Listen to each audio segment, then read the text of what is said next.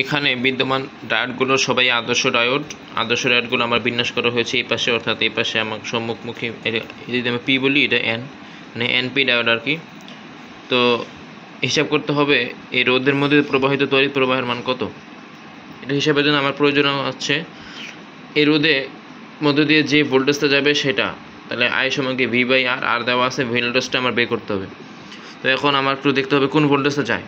ধরলাম এখানে কি +5 ভোল্ট আছে, যেহেতু আদর্শ ডায়োডে ভিডি সমান 0 হয়, অর্থাৎ এই পাশে যদি +5 ভোল্ট হয় তাহলে এই পাশেও আমার +5 ভোল্ট হবে। তার মানে এই পাশে +5 ভোল্ট হলে এই +5 ভোল্ট থেকে এটা বিয়োগ দিলে আমার ভিডি ডিফারেন্স অফ এই ভোল্টেজ, অর্থাৎ ভোল্টেজ ড্রপ আমি পাচ্ছি কত, 0। এই পাশে যদি +5 ভোল্ট হয়, যেহেতু এখানে তার আমার অভিন্ন সেম তার, এদিকেও +5 ভোল্ট হবে, এদিকেও +5 ভোল্ট কি হবে। এখন এই পাশে যদি +5 ভোল্ট হয়, এই পাশে হচ্ছে সম্মুখী প্রান্ত, পজিটিভ প্রান্ত, এটা নেগেটিভ। পজিটিভ প্রান্তে ভোল্টেজ কি বেশি না, তাহলে পজিটিভ প্রান্তে ভোল্টেজ পজিটিভ প্রান্ত ইজ গ্রেটার দেন কি ভোল্টেজ নেগেটিভ, তখন এটা হবে আমার সম্মুখমুখী বায়াস হয়ে যাবে। সম্মুখমুখী বায়াস হবে, এইখানেও আমার সেম জিনিস, এখানে হচ্ছে +5 ভোল্ট, এটা পজিটিভ, এটা হচ্ছে নেগেটিভ, 2 ভোল্ট কম হয়ে যাবে আমার কি সম্মুখমুখী বায়াস।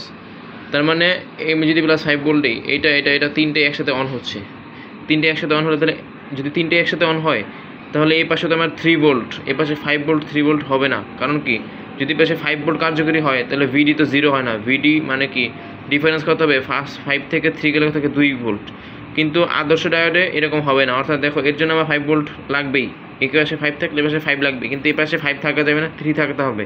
আবার এই পাশে 2 থাকা যাবে, 2 থাকতে হবে, 5 থাকা যাবে না। মানে একই তারে কী হবে, 5 ভোল্টের সম্ভব হয়, অথবা 3 হয়, অথবা 2 হয়, হবে না। তার মানে এখানে একটা গ্যাঞ্জামের সৃষ্টি হবে।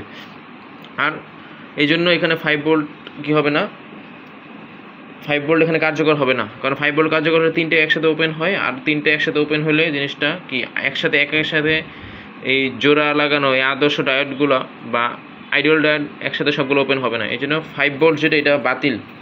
এখন আমি ধরলাম কি 3 ভোল্ট, যদি আমি +3 ভোল্ট ধরি না, +3 ভোল্ট ধরলে এই পাশে +3 ভিডি কত হবে, ভিডি সমান 3 ভোল্ট - 3 ভোল্ট সমান কত, 0। ওকে, এই পাশে আমার +3 ভোল্ট হচ্ছে, এই পাশে যদি +3 ভোল্ট হবে, যেহেতু সব জায়গায় এই পাশে যদি 3 ভোল্ট কার্যকর, পুরো সব জায়গায় কি 3 ভোল্ট হবে। এখন এটা পজিটিভ প্রান্তে 3 ভোল্ট, নেগেটিভ প্রান্তে কত, 5 ভোল্ট। তার মানে পজিটিভ প্রান্তে কম ভোল্টেজ, নেগেটিভে বেশি ভোল্টেজ। জিনিসটা হবে আমার সম্মুখী বায়াস হবে না, এটা কি হবে, এটা হবে আমার পশ্চাৎমুখী বায়াস, বা হচ্ছে নেগেটিভ ফরওয়ার্ড বায়াস। এটা কি, এটা হবে আমার রিভার্স বায়াস বা পশ্চাৎমুখী বায়াস। পশ্চাৎমুখী বায়াসে এখানে কোনো তড়িৎ প্রবাহ হয় না, অতএব এই জিনিসটা হবে কি শর্ট হয়ে যাবে। এখন এই পাশে আমার 3 ভোল্ট, ঠিক আছে, ওকে, নো প্রবলেম। কিন্তু এই পাশে যদি 3 ভোল্ট হয়, এই পাশে যদি আমার কত হয়, 3 ভোল্ট হয় না, তখন কি হবে, তখন এই পাশে ভিডি সমান হবে আমার 3 ভোল্ট - 2 ভোল্ট সমান কত, 1 ভোল্ট। কিন্তু আদর্শ ডায়োডে আমরা জানি ভিডি সমান হতে হবে 0, অতএব এই পাশে এটা কার্যকর হচ্ছে না, তার মানে 3 ভোল্ট ওপেন হবে না।